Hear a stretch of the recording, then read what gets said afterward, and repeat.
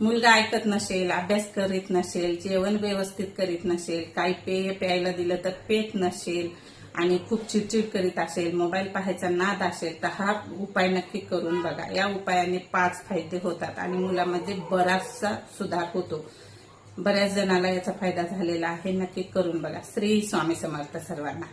आज एक उपाय घेऊन आलेली आहे आपल्या मुलांसाठीच. मुलांचं भविष्य चांगलं तर आई वडिलांचं भविष्य चांगलं असतं. त्यामुळं आई वडील मुलांच्या भविष्यासाठी काहीही करतात, स्वतः कितीही कष्ट करतात, पण मुलांचं भविष्य उज्ज्वल व्हावं म्हणून काहीही करू शकतात. हा उपाय नक्की करून बघा. खूप सोपा आणि सिंपल आहे, काही अवघड नाही. अगदी 2च मिनिटात होणारा उपाय आहे. पण या उपायाने तुमच्या मुलाचे 5 फायदे होतात. ते कोणते ते तुम्हाला व्हिडिओ शेवटपर्यंत पाहावे लागेल. आणि व्हिडिओ आवडल्यास व्हिडिओला लाईक करा, चॅनलला नवीन असाल तर सबस्क्राईब करा आणि फेसबुक पेजला नवीन असाल तर नक्की फॉलो करा आणि श्री स्वामी समर्थ लिहायला विसरू नका. उपाय केल्याच्या नंतर कमेंट करून सांगा तुमच्या मुलामध्ये काय फरक पडलेला आहे. चल, श्री स्वामी समर्थ सर्वांना. उपायाला सुरुवात करूया. उपाय काय करायचा आहे? 2 कापूर वड्या घ्यायच्या आहेत, 2 सुक्या मिरच्या घ्यायच्या आहेत, 2 कापराच्या वड्या घ्यायच्या आहेत, 2 सुक्की लाल मिरची घ्यायची आहे आणि 2 चिमूट ओवा घ्यायचा आहे. हे सगळं साहित्य आपल्या किचनमध्येच असतं. आपल्याला कुठेही विकत आणायची गरज नाही, कारण आपल्या किचनमध्ये अवेलेबल असतं. 2 कापूर वड्या घ्यायच्या आहेत, 2 सुक्या लाल मिरच्या घ्यायच्या आहेत, 2 चिमूट ओवा घ्यायचा आहे. आता हा उपाय आपल्याला मंगळवारी करायचा आहे. आता हे 3ही आपल्याला हातामध्ये घ्यायचं आहे. 3ही वस्तू आपल्याला हातामध्ये घ्यायचं आहे आणि आपल्या मुलांच्या डोक्यावरून 3 वेळेस फिरवायचं आहे, म्हणजे उतरून घ्यायचं आहे. मुलाच्या डोक्यावरून 3 वेळेस उतरून घ्यायचं आहे. नंतर घड्याळाच्या दिशेने 7 वेळेस उतरायचं आहे. म्हणजे अगोदर 3 वेळेस डोक्यावरून उतरायचं आहे, त्यानंतर आपल्याला तेच वस्तू घेऊन 7 वेळेस मुलांच्या पूर्ण शरीरावरून घड्याळाच्या दिशेनं फिरून घ्यायचं आहे, म्हणजे उतरून घ्यायचं आहे. तुम्हाला समजत असेल मी काय बोलते ते. जे आपण कापूर, सुकी मिरची आणि ओवा घेतलेला आहे, 3 वेळेस डोक्यावरून फिरून घ्यायचं आहे, म्हणजे उतरून घ्यायचं आहे.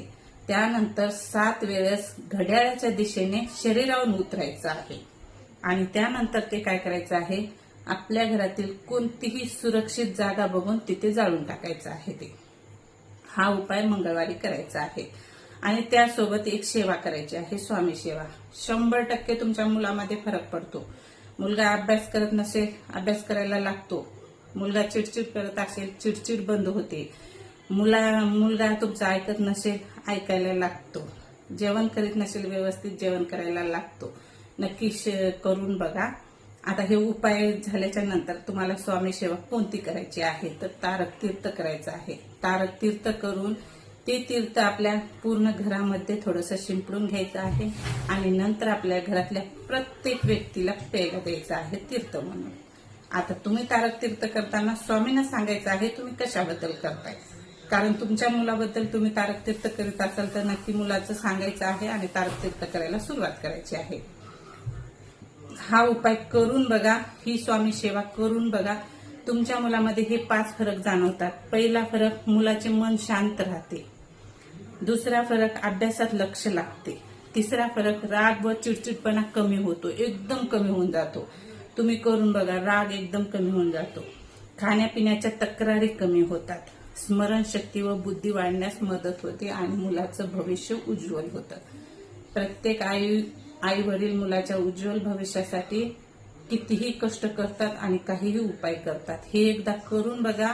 21 दिवस तुम्ही तारक तीर्थ तुमच्या मुलाला पाजवा आणि हे उपाय एकदाच करायचा आहे, मंगळवारी. आणि जर एकदानं फरक नाही पडला तर मी तर 100% सांगून देते, एकदानच तुमच्या फरक एका मंगळवारी केल्यानं आणि 21 दिवस तारक तीर्थ प्यायला दिल्यानं तुमच्या मुलामध्ये 100% फरक पडतो, मी तर सांगते. पण जर एकदा फरक पडला नाही तर 5 मंगळवार नक्की करा. आवडल्यास तुमच्या नातेवाईकाला शेअर करा. चॅनलला नवीन असाल तर सबस्क्राईब करा आणि फेसबुक पेजला नवीन असाल तर फॉलो करा. श्री स्वामी समर्थ लिहायला विसरू नका.